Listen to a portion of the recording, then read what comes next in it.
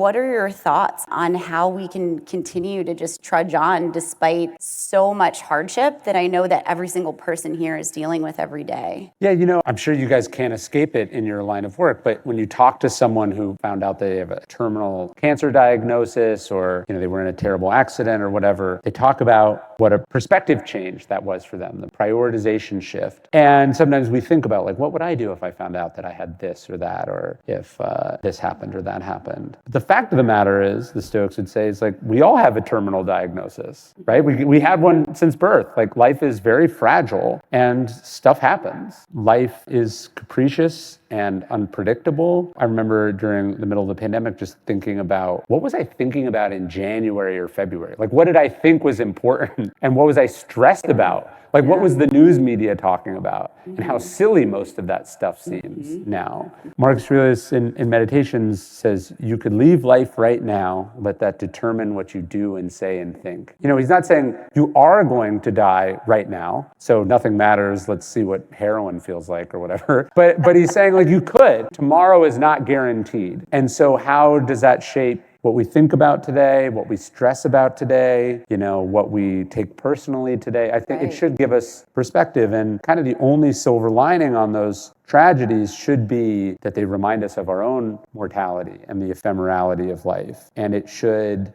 help us turn down the volume on a lot of things, and then also hopefully turn up the volume on some other things.